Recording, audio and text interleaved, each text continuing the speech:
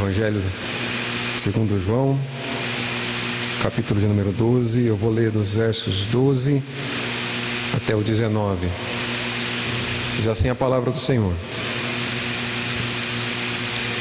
No dia seguinte, a numerosa multidão que viera à festa, tendo ouvido que Jesus estava de caminho para Jerusalém, tomou ramos de palmeiras e saiu ao seu encontro, clamando: Hosana, bendito que vem em nome do Senhor e que é Rei de Israel.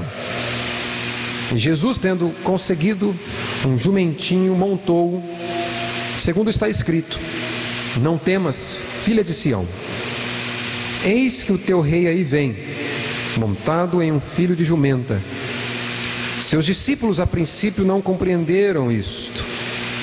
Quando, porém, Jesus foi glorificado, então eles se lembraram de que estas coisas estavam escritas a respeito dele e também de que isso lhe fizeram. Dava, pois, testemunho disto a multidão que estivera com ele, quando chamara Lázaro do túmulo e o levantara dentre os mortos. Por causa disso, também a multidão lhe saiu ao encontro, pois ouviu que ele fizera este sinal. De sorte que os fariseus disseram entre si: Vede que nada aproveitais, eis aí, o mundo vai após ele. Até aqui. Eu gostaria que nós fizéssemos uma oração, pedindo para que o Senhor nos dê compreensão da sua palavra, aplique a sua palavra no nosso coração. E para isso eu gostaria de convidar o Léo, que nos leve em uma oração, pedindo para que o Senhor nos abençoe com a sua palavra e glorifique o seu próprio nome nessa noite. Em nome de Jesus, oremos. Amém. Eu quero iniciar essa exposição aqui te fazendo uma pergunta. Como que você é cumprindo as suas promessas? Honrando os seus compromissos, honrando as suas alianças. Como você é cumprindo com as suas promessas? Talvez aquela promessa que a gente faz para os filhos: olha, se você fizer isso aqui, no final de semana eu vou te levar para passear, ou vou te deixar ter aquela meia hora a mais de videogame. Ou se você às vezes promete para a esposa: olha, no final de semana nós vamos comer uma pizza junto. E aí, como você é cumprindo as suas promessas? Por que eu faço essa pergunta? O livro que nós temos nas mãos é um livro de promessas feitas e promessas cumpridas. E nós estamos nessa noite diante do texto que é a narrativa do cumprimento da maior promessa já feita por alguém a alguém. A maior promessa feita pelo Criador aos homens. Nós estamos diante desse texto, que nos leva a entender que Deus é um Deus que faz promessas, e o caráter da fidelidade de Deus é expresso aqui através do cumprimento daquela que é a maior promessa que Ele já fez aos homens. A Bíblia apresenta, desde o seu início da revelação, uma promessa que Deus faz. Se a gente for correr ao longo das Escrituras, nós vamos ver que existe um propósito claro, específico de Deus. Inicia-se lá como primeira aparição nas Escrituras, em Gênesis capítulo 3, verso 15, nós vamos ver Deus dizendo o seguinte: olha, da semente da mulher virá aquele que ferirá a cabeça da serpente, que esmagará a cabeça da serpente. Logo no início do processo de revelação, Deus dando ao homem a certeza de que Ele faz uma promessa e essa promessa se cumprirá. Virá aquele, semente da mulher, que esmagará a cabeça da serpente. Ele está falando de quem? O Salvador da humanidade, Jesus Cristo, é prometido ali. Ainda apenas uma breve passada por algumas coisas aqui. Em Gênesis capítulo 12, quando Deus chama Abraão, Deus vai dizer para Abraão o seguinte: olha, em ti serão benditas todas as famílias da terra, todos os povos, todas as nações da terra. Quando Paulo vai explicar esse texto, a visão cristã desse texto, ele vai dizer que a promessa que Deus faz não é apenas para Abraão, mas para o seu descendente, que é Jesus Cristo. Jesus está prometido aqui, capítulo 12 de Gênesis, dizendo: olha, em ti serão benditos todos os povos. Não serão apenas os judeus, mas Deus terá para si um povo eleito de todas as nações. Todas as famílias da terra serão abençoadas. Corremos ainda ao longo das escrituras, nós vamos chegar a Salmo 22, por exemplo. É o salmo da cruz. O Messias entregue ali dizendo: Deus meu, por que me desamparaste? Nos remetendo à ideia de que essa declaração um dia seria feita por aquele que, através desse gesto de entrega, resgataria a humanidade para Deus. O Senhor está prometido lá. E o final do verso do capítulo 22 de Salmos é nos mostrando a ideia de que nós seríamos levados a entender que Ele fez todas essas coisas. E lá na cruz Ele vai dizer: está consumado, está feito. Outro texto maior, mais claro ainda do Antigo Testamento, em Isaías no capítulo 9, nós vemos o profeta dizendo assim: um menino nos nasceu, um filho se nos deu.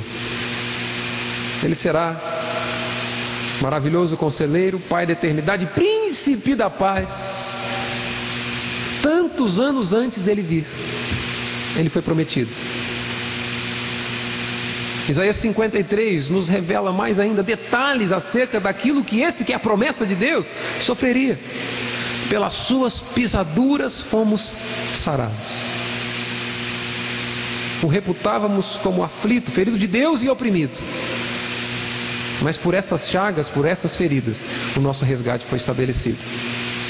Jesus está nas páginas do Antigo Testamento. E agora nós estamos diante do cumprimento da maior promessa já feita aos homens pelo seu Criador, nosso Deus. Uma primeira coisa que eu destaco aqui com esse texto para vocês é que o cumprimento da maior promessa já feita pelo Criador se deu em um dia específico. Se deu em um dia determinado pelo Senhor. Olha só o verso primeiro, o que foi dito aqui. No dia seguinte, a numerosa multidão que viera à festa. Que festa era essa? Que comemoração, que celebração era essa? No verso primeiro nós vimos que foi dito a festa da Páscoa. Verso 1 do capítulo 12. Esses aqui são os últimos dias de Jesus na terra antes de ser sacrificado, antes de morrer. A festa que estava prestes a acontecer era a festa da Páscoa. Para a gente entender o significado dessa festa, ou por que eu digo que o cumprimento da promessa se deu num dia determinado, específico, especialmente preparado para isso, a gente precisa entender o que essa festa significa para o judeu e também para nós como cristãos.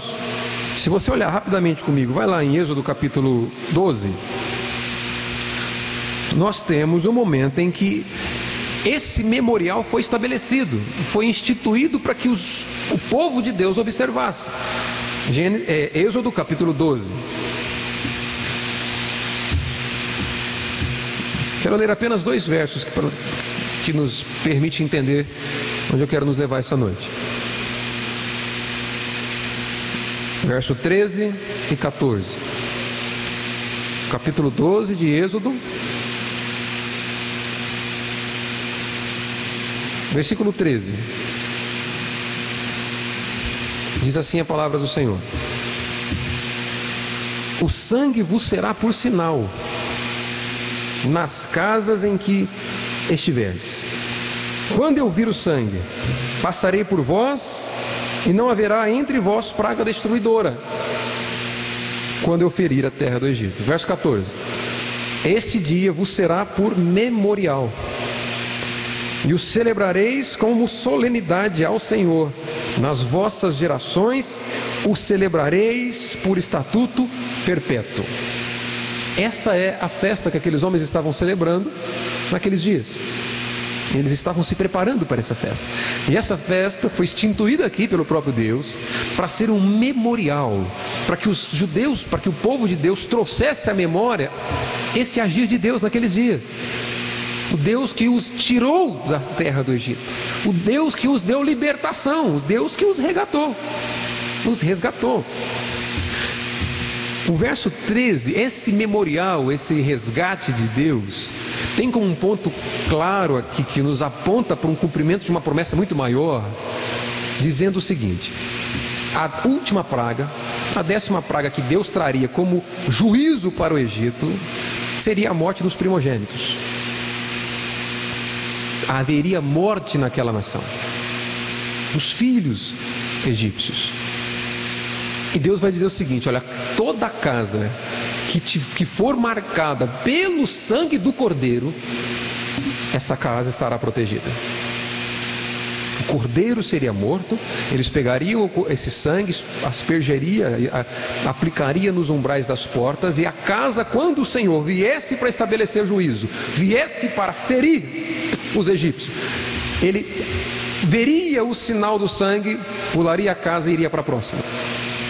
O memorial da Páscoa é mostrando o seguinte: olha, o livramento haveria, aquele dia haveria tanto o resgate do Egito, o resgate do povo do Egito, do povo de Deus sendo retirado do Egito, e também traria-se juízo sobre a nação dos egípcios. Todo aquele que fosse marcado, toda a família, toda a casa marcada pelo sangue do Cordeiro, seria poupada. Representariam aqueles que pertenciam a Israel, povo de Deus. Percebe? Esse texto está nos mostrando que um outro dia, em uma outra comemoração desse mesmo memorial, haveria um outro cordeiro, um outro resgate seria proclamado, seria estabelecido pelo Senhor, e todos aqueles que fossem selados, marcados pelo sangue desse cordeiro, seriam resgatados, são e salvos. Não sofreriam o juízo de Deus, mas passariam pelo resgate do Senhor. Aqui foi prometido. Por isso que eu disse que esse cumprimento da promessa, ele vem em um dia muito específico para isso, a celebração da Páscoa. Agora volta comigo lá para o capítulo 12 de João.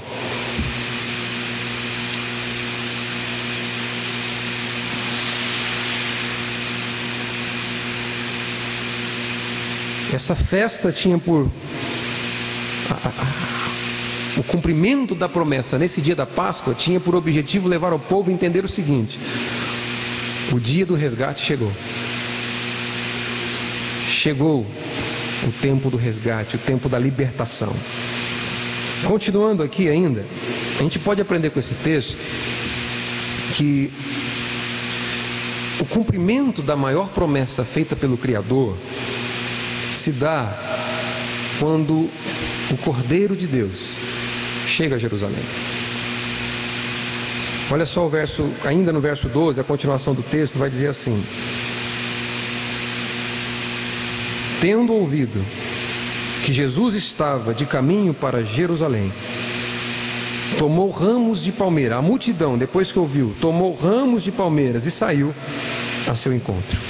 O cumprimento da maior promessa que Deus faz para os homens se dá quando o Cordeiro chega naquele dia de uma forma especial em Jerusalém.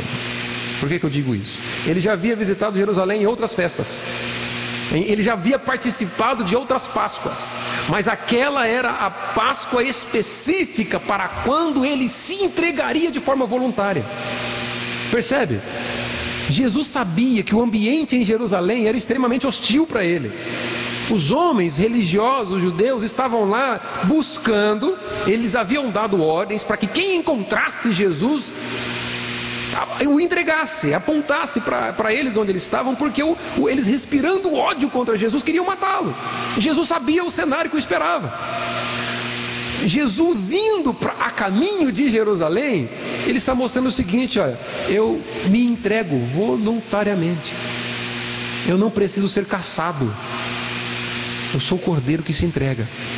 O cumprimento da maior promessa que Deus faz aos homens se deu quando o Cordeiro chegou em Jerusalém. Ele se aproxima de Jerusalém. Vocês vão lembrar que quando nós olhamos para o capítulo 10, algumas semanas atrás, no verso 18, Jesus vai dizer o seguinte: ninguém tira minha vida, eu a dou voluntariamente. Jesus indo para Jerusalém naquele dia, ele estava mostrando o seguinte: olha, esse é o cumprimento da promessa. Eu venho como um cordeiro que se entrega de forma voluntária em favor daqueles que serão alvos do sangue dele, para serem protegidos pelo Senhor, libertos pelo Senhor e não mais alvos da ira de Deus. Isso aqui já nos leva a entender o seguinte, irmãos: olha, o sangue do cordeiro só estava sobre os judeus naquela primeira Páscoa. Da mesma forma, o que indica isso? O povo de Deus naqueles dias no Egito eram os judeus, não eram todos. E judeus, Israel representava o povo específico de Deus. Aqui, o cordeiro seria entregue, o sangue do cordeiro derramado em favor da igreja. Esse é o cumprimento da maior promessa. O cumprimento da maior promessa feita nas Escrituras não é você comer o melhor da terra. O cumprimento da maior promessa feita nas Escrituras não é você enriquecer o máximo possível, não é você ser curado das suas enfermidades. O maior cumprimento das Escrituras não é você ter relacionamentos restaurados, embora Deus possa fazer tudo isso. O maior cumprimento das Escrituras é o cordeiro sendo entregue de forma voluntária, para que o sangue dele derramado possa cobrir os seus pecados e a sua vida. Isso é o cumprimento da maior promessa que nós temos acesso nas Escrituras. Qualquer pregação que não tiver isso como tema central deve ser rejeitada por você. Isso é a maior promessa que Deus faz para o seu povo: o cordeiro sendo entregue. E algo interessante aqui,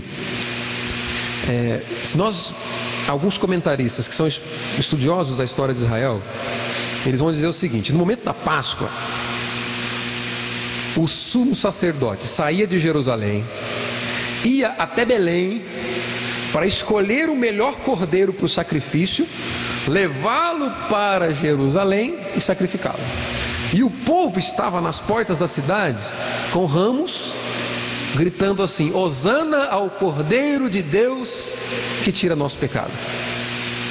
A tradição acerca das cerimônias em Israel diz isso. Isso começa a nos mostrar por que aquele povo sai ao encontro de Jesus com ramos. Perceba, não precisou que nenhum sacerdote fosse buscá-lo em Belém, porque ele é o sumo sacerdote, ele é o nosso sacerdote diante de Deus, e ele é o próprio sacrifício. Os cordeiros vinham de Belém para Jerusalém. Desde o nascimento de Jesus em Belém, é Deus mostrando para os homens o seguinte: olha, eu cumpro as promessas que faço, e a maior promessa feita aos homens eu também cumprirei, com o meu cordeiro sendo entregue. Tomou ramos de palmeiras, verso 13, e saiu ao seu encontro. Então o cumprimento da maior promessa de Deus se dá com a chegada do cordeiro. Mas ele não é somente o cordeiro de Deus, ele também é o Cristo, o Messias prometido. O que eu aprendo com esse texto também é que o cumprimento da maior promessa feita pelo Senhor, Criador, se dá quando o Messias chega em Jerusalém, naquele dia especial. Olha só ainda o verso 13: tomou ramos de palmeiras, saiu ao seu encontro, clamando: Hosana, bendito o que vem em nome do Senhor, e que é rei de Israel. O Messias Salvador havia chegado aqui, aquele que mudaria o cenário de Israel. O Senhor havia chegado ali. Essa expressão, Hosana, bendito o que vem em nome do Senhor, e que é rei de Israel, é uma expressão encontrada lá no Salmo 118, um salmo messiânico. Dizer bendito o que vem em nome do Senhor entre os salmistas era um clamor que se referia ao Messias. Bendito o Messias, Hosana, bendito que vem em nome do Senhor. O cumprimento da promessa de Deus é o Messias chegando para o resgate de seu povo. Ele vem, o Messias prometido está agora diante do povo, pelo qual morreria, morrendo por aqueles que estavam matando o Cordeiro Santo que foi entregue, o Messias de Deus, o Cristo prometido, estava diante do seu povo.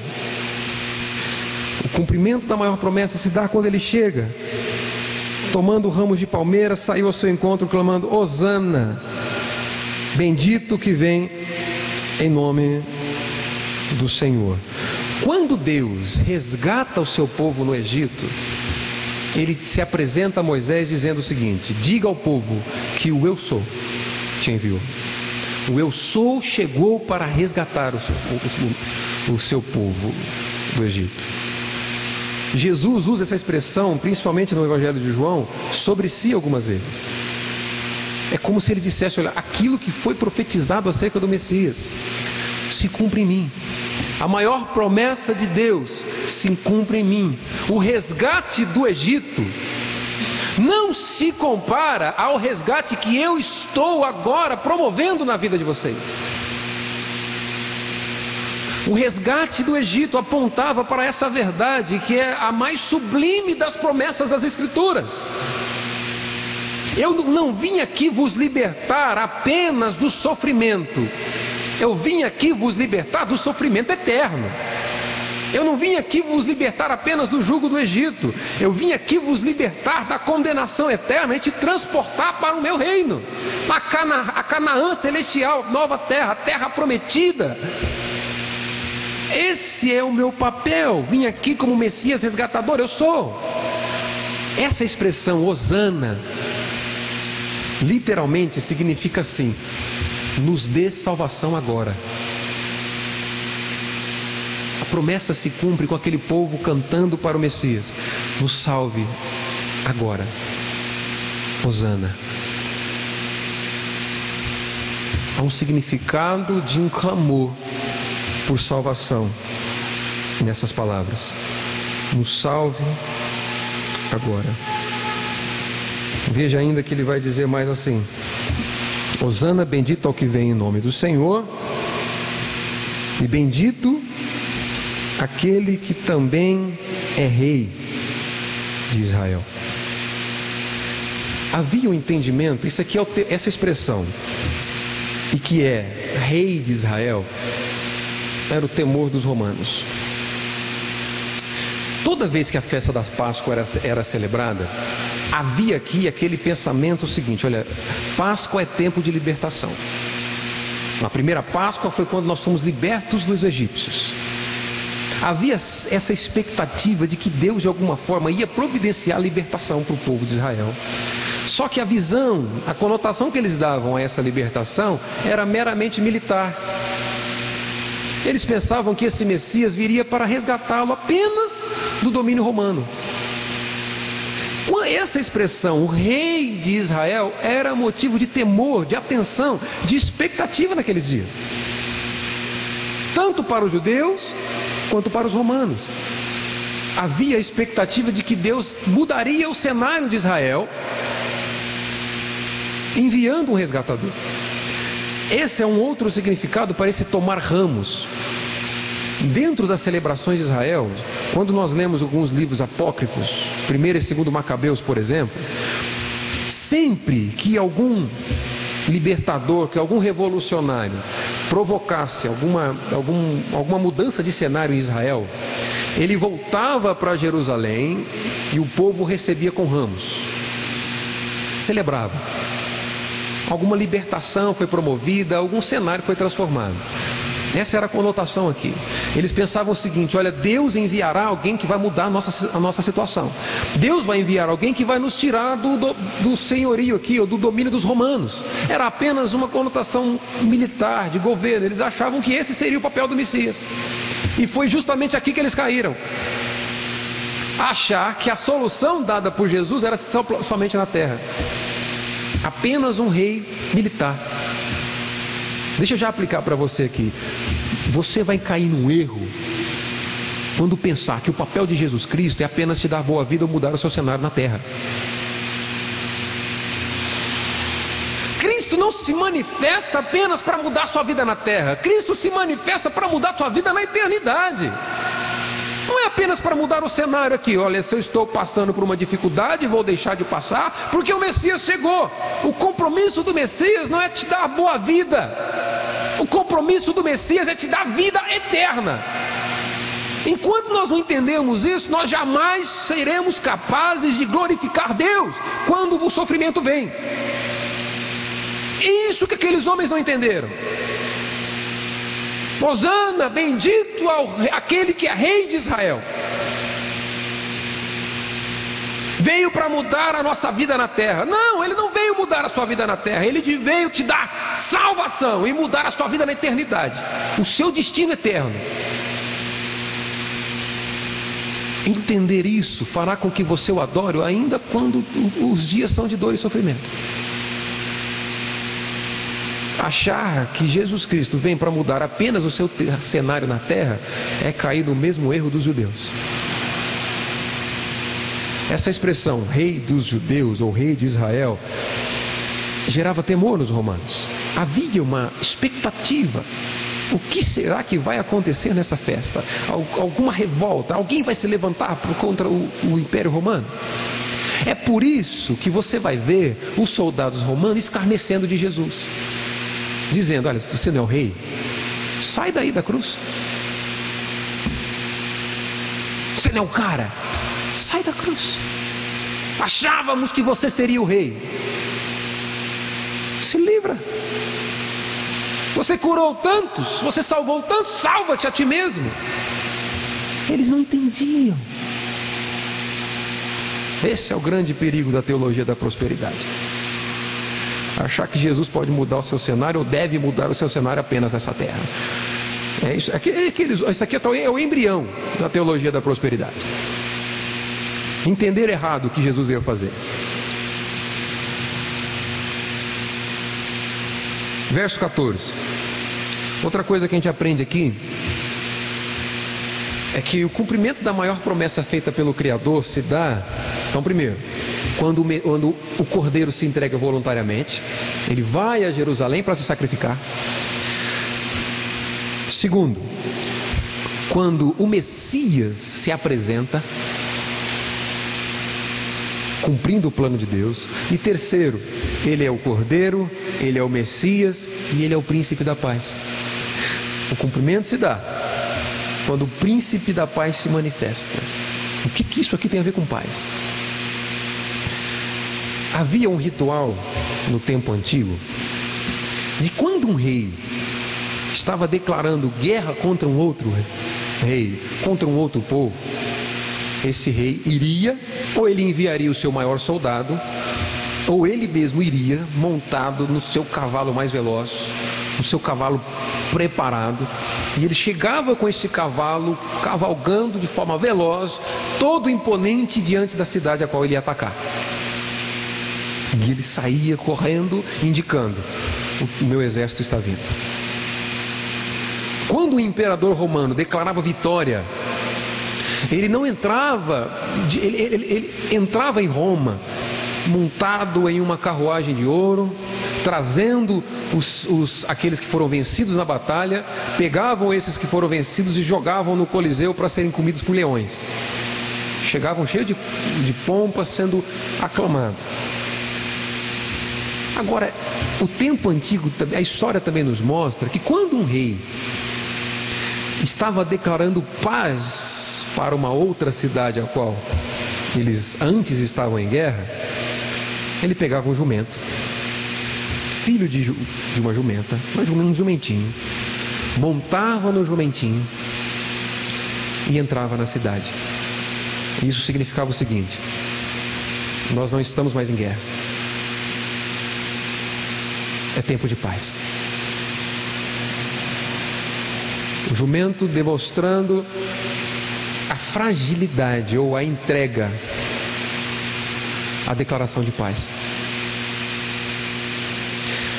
Esse texto do verso 15 é a profecia declarada no livro de Zacarias capítulo 9, a qual o profeta dizia o seguinte: o Messias virá como um rei em Israel, e o seu reinado será tempo de paz.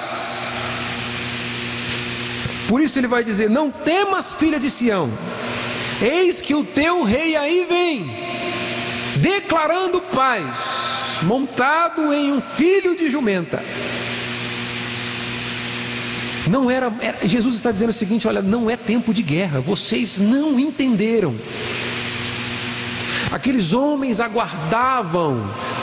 eles aguardavam um rei que viria cumprir e deveria ser poderoso para vencer o domínio romano, para restaurar a paz em Israel através da guerra, levantando-se contra Roma e vencendo Roma. E Jesus devia ser o cara, porque ele não apenas curava as pessoas, multiplicava os pães. Eles acabaram de ver um morto sendo ressuscitado por Jesus Cristo. Tinha que ser ele. Chegou o nosso rei. E Jesus entrando em cima de um jumento em Jerusalém, está dizendo o seguinte: olha, vocês não entenderam. O meu governo, o meu reino não é de guerra, o meu reino é de paz. Antes sim, antes de mim, antes da minha vinda, vocês estavam em guerra contra Deus. Todos os homens em inimizade contra Deus, porque vocês se rebelaram contra Ele, vocês são inimigos de Deus.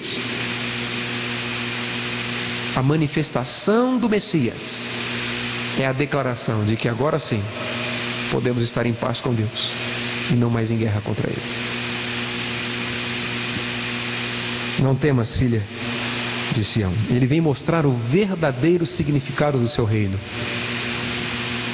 Eu vim estabelecer um tempo de paz, mudar o cenário. Irmãos, nós estávamos em guerra contra Deus. Cada um de nós aqui, cada um daqueles homens, cada membro da raça humana estava em guerra e inimizade contra Deus. Pense você o que é estar em guerra contra o ser criador da existência. Qual seria o teu destino? Antes de Cristo, você era inimigo de Deus. Agora pensa por um instante o que é ter como inimigo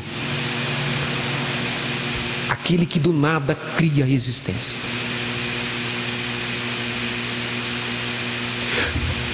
Pensa você o que é ter como inimigo aquele que é capaz de fazer uma alma arder no inferno por toda a eternidade. Pensa o que é ter como inimigo, meu irmão, aquele que mantém teu coração batendo. Deus é o único que mantém o coração de inimigos batendo. Inimigos que o rejeitarão por toda a sua vida. É nesse ponto que o amor de Deus nos constrange. O Deus que mantém o coração do crente batendo é o mesmo Deus que mantém o coração do inimigo dele batendo. Uma graça que te constrange. Antes de Cristo você era inimigo de Deus, alvo da ira de Deus, mas se manifesta o príncipe da paz. Esse é o cumprimento da promessa. O príncipe da paz está entre os homens. E por que era o príncipe da paz? A ira de Deus que você merecia por ser pecador, a ira de Deus que eu merecia por ser pecador, foi derramada sobre ele. O preço, o salário do seu pecado e do meu pecado, a morte, a condenação, foi derramada sobre ele. E agora sim, você pode estar em paz com Deus e não mais em guerra contra Ele. Uma vez que agora a ira santa, justa de Deus foi satisfeita em Jesus Cristo. Justiça aplicada sobre Ele naquela cruz, com aquele sacrifício, com aquela morte extremamente dolorosa, que Ele não merecia e nós sim. Uma vez que agora a justiça de Deus foi satisfeita, nós podemos nele não ser mais inimigos de Deus e agora estar em paz com Deus. Ele é o príncipe da paz, porque ele restabelece o seu relacionamento com Deus, querido. Jesus não é apenas mais uma opção para você, ele é a única. Sem Jesus Cristo, todos os homens da face da terra, desde o início da existência até o final dela, sem Jesus Cristo, todos são inimigos de Deus. Mais uma vez, pensa o que é ter Deus como inimigo.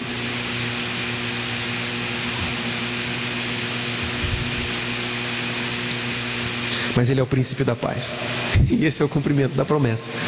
Por isso que agora, você estando em Cristo Jesus, você é amigo de Deus. E o oposto também é verdadeiro, irmãos. Pensa você o que é ter Deus como amigo. Quando Deus olha para a sua vida na terra, se você está em Cristo, Ele não vê mais um pecador que merece a morte eterna. Ele vê um pecador lavado, remido pelo sangue do príncipe da paz, e que agora, por isso, é amigo chegado. Por isso, pode ser alvo do amor de Deus. Pense você, o que é um Deus eterno, nem sem início, sem fim, que tem um tamanho, que tem um amor que é tão grande quanto a sua própria existência, dizendo: agora esse amor está disponível para você, porque o meu Filho estabeleceu paz entre nós. Você não é mais inimigo de Deus, agora você é amigo dele, alvo do amor, não mais alvo da ira, mas alvo da graça e da paz, que só é possível através de Jesus Cristo. O cumprimento da maior promessa se dá quando o príncipe da paz se manifesta. Amém até aqui?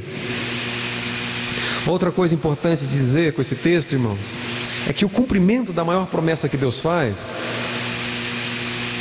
não é compreendida pelo homem natural. O cumprimento da maior promessa que Deus faz através de Cristo só se tem discernimento com a ajuda do Espírito Santo. Verso 16. Seus discípulos, a princípio, não compreenderam isto. Perceba, esses homens caminharam 3 anos com Jesus, tendo um curso intensivo, palavra vinda direto do Mestre, Jesus explicando, o Sermão do Monte, irmão.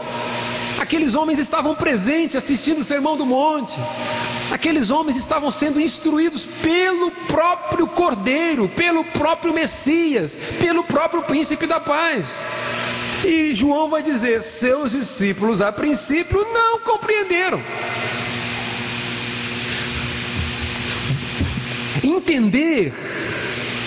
Entender que Deus cumpre promessas, entender a fidelidade de Deus, só é possível para quem nasce de novo.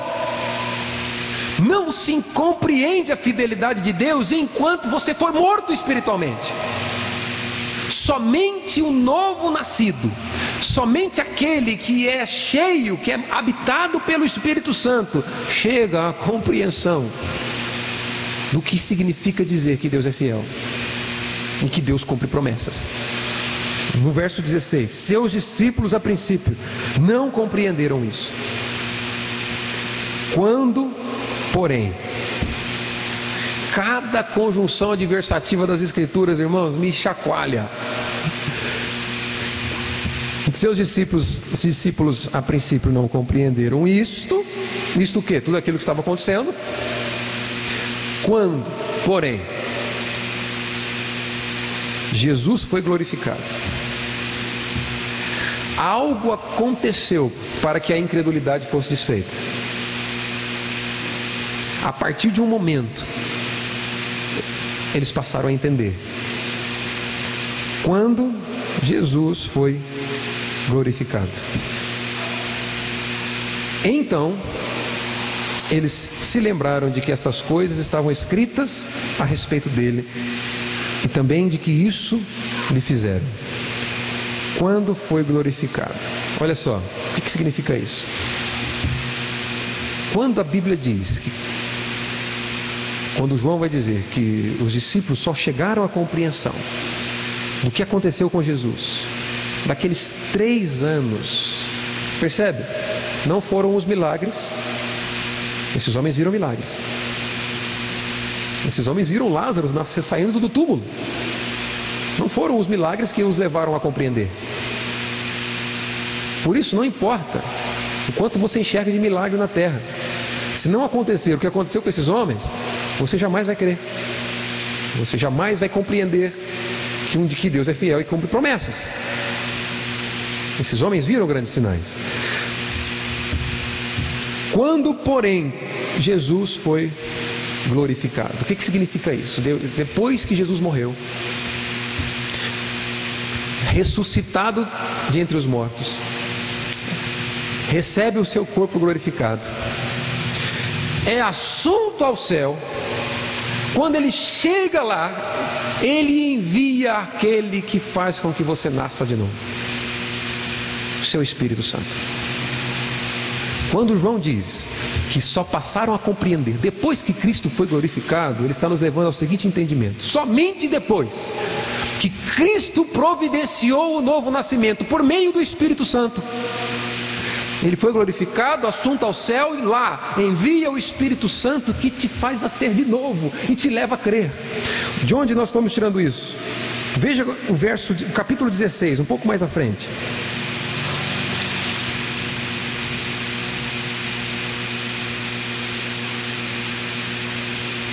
É por isso que Jesus vai dizer para os discípulos que era extremamente necessário que ele fosse embora. Olha só, capítulo 16, verso 7.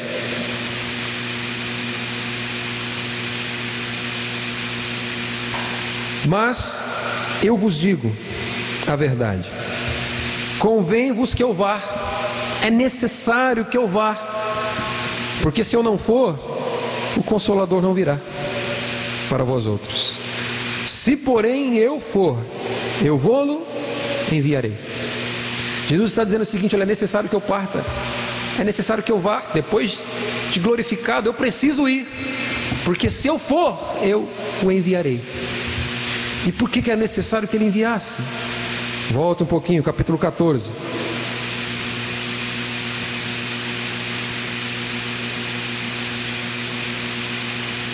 Capítulo 14, verso 25. Veja o que Jesus diz: isto vos tenho dito, estando ainda convosco. Perceba, vocês estão comigo? 3 anos de treinamento. Isso eu vos tenho dito. Verso 26. Mas o Consolador, o Espírito Santo, a quem o Pai enviará em meu nome, esse vos ensinará todas as coisas e vos fará lembrar de tudo o que vos tenho dito. Quando João vai dizer lá no capítulo 12 que não houve compreensão dos discípulos enquanto Cristo não foi glorificado, ele está dizendo o seguinte: olha, é impossível para o homem natural compreender a fidelidade de Deus. É por isso que alguns não conseguem glorificar a Deus pelo simples fato de Deus ser um cumpridor de promessas. É por isso que alguém pode ler um livro como esse e não se exultar em Deus. Quando nós lemos as Escrituras, nós temos acesso a um livro que tem promessas feitas e promessas cumpridas. Se eu não me encanto com esse livro, é uma séria evidência de que eu não nasci de novo. Se eu não consigo encontrar nas páginas das Escrituras um Deus que é fiel, um Deus que faz promessas e que cumpre promessas, é uma séria evidência de que ainda estou morto espiritualmente e não sei. Os discípulos não compreenderam isso enquanto o Senhor não foi glorificado, enquanto não foram habitados pelo Espírito, não foram levados à compreensão. Irmãos, entenda uma coisa, isso serve como um alerta para mim e para você. Se você e eu somos incapazes de glorificarmos ao Senhor, porque Ele é fiel, se nós somos incapazes de glorificar ao Senhor, porque Ele cumpriu a maior promessa que Ele já fez, que foi matar o próprio Filho, através de pecadores, para que você tivesse vida. Se nós não conseguimos nos alegrar com essa notícia, é uma séria evidência de que você ainda está morto e não sabe.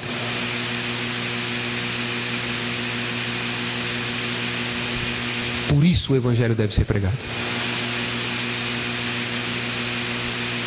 O contrário é verdadeiro. A evidência de que você pertence a Ele é que ainda que a vida sejam más notícias, ainda que você não encontre aparentemente momento algum, motivo algum para sorrir, quando você se lembra da cruz, quando você se lembra que você e eu merecíamos estar lá, pagando aquele sofrimento, e Ele assumiu o nosso lugar, e nós conseguimos nos alegrar com isso, exultar e dizer: Senhor, muito obrigado, porque mesmo eu merecendo, o Senhor me poupou. Mas não poupou o seu próprio Filho, para restaurar o nosso laço de amor. Quando eu consigo olhar para essa notícia e me alegrar, isso é uma séria evidência de que eu pertenço a Ele e Ele habita em mim. Os discípulos, a princípio, não compreenderam.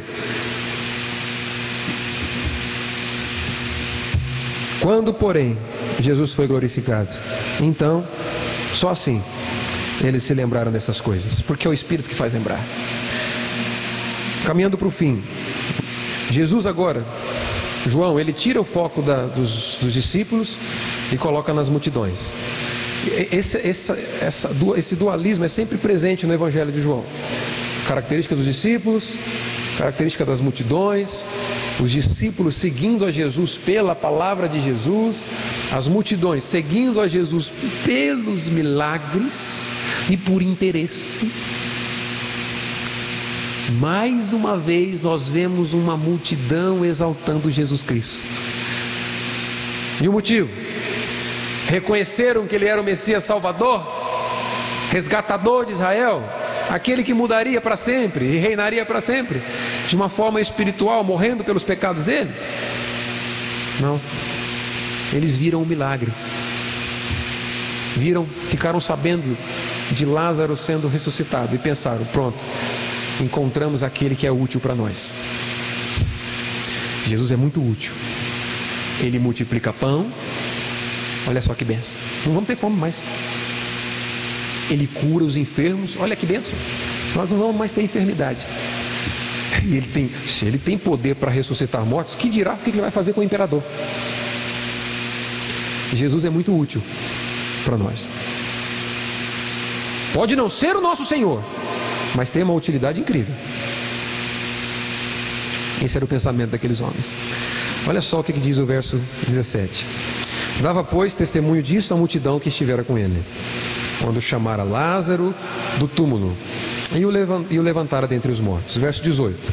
Por causa disso também a multidão lhe saiu ao encontro, pois ouviu que ele fizera este sinal. Duas multidões estão presentes aqui. A multidão que estava com Cristo viu Lázaro sendo ressuscitado, se alegraram com tudo aquilo, né? Muitos creram em Jesus Cristo, porque o texto diz isso. Muitos não creram em Jesus Cristo, porque o texto também diz isso. Muitos desses que não creram estavam ali eufóricos, porque o Messias chegou. Uma multidão estava seguindo Jesus de Betânia até Jerusalém. Uma outra multidão que ficou sabendo do testemunho daquela que viu o sinal, que viu Lázaro saindo do túmulo. Essa multidão agora sai de Jerusalém e vai de encontro a Jesus e a outra multidão. Agora, um cenário interessante aqui que dá para a gente entender. João sempre traz essa diferença de discípulo e multidão. Com relação aos discípulos, João faz questão de dizer que eles iriam compreender depois, quando Cristo foi glorificado. Mas ele não diz nada acerca da multidão. Ele diz que eles estavam alegres por conta do sinal. Sabe uma coisa que eu entendo com isso? Só o discípulo consegue se alegrar com a notícia do Evangelho. Só o discípulo consegue se contentar com a verdade que diz que você merecia o inferno e Ele te resgatou para a glória eterna. Só o discípulo consegue se contentar com isso. A multidão sempre quer mais. Para a multidão, Jesus não é suficiente se Ele não for útil enquanto Ele está curando as minhas enfermidades, me dando prosperidade financeira, restaurando meu casamento, abençoando meus filhos, livrando meus filhos das drogas. Isso tudo é Deus tem poder para fazer isso, irmão. Acontece que se isso for o que te motiva a adorar a Deus, infeliz homem que você é. Porque a mensagem da igreja ela é interessante. Um homem pode desejar que seus filhos estejam na igreja, porque a igreja vai pregar que as drogas é errado, né? que o comportamento ruim é reprovado. Então é útil. Opa, eu quero que todos os meus filhos estejam na igreja. Mas é um problema quando apenas isso me movimenta para a igreja. Uma esposa pode desejar que o seu marido esteja na igreja, porque a igreja ensina que infidelidade é pecado. Não tem problema algum desejar isso. O grande problema é quando apenas isso me coloca dentro da igreja. Porque no momento em que eu tiver uma experiência ruim no meu casamento, com meus filhos, com o meu trabalho, eu deixo de crer no Deus que me resgatou do inferno. Agora, só os discípulos se contentam com o evangelho. Só os discípulos ouvem a boa notícia de que o Cordeiro chegou, de que o Messias chegou, de que o príncipe da paz chegou, estabeleceu agora paz. Eu não estou mais em guerra com Deus, eu fui perdoado. Só o discípulo se alegra com isso e se contenta com isso, ainda que a vida lá em casa seja motivo de dor e sofrimento. Eu jamais deixo de glorificar a Deus pelo fato de saber que eu merecia o inferno e Ele me resgatou. O Messias chegou para mudar a minha vida. Isso me mantém aos pés do Messias, orando pelo esposo, pela esposa, pelos filhos. Jamais me aparto dele. O evangelho precisa ser a porta de entrada da igreja e não a moralidade. Amém?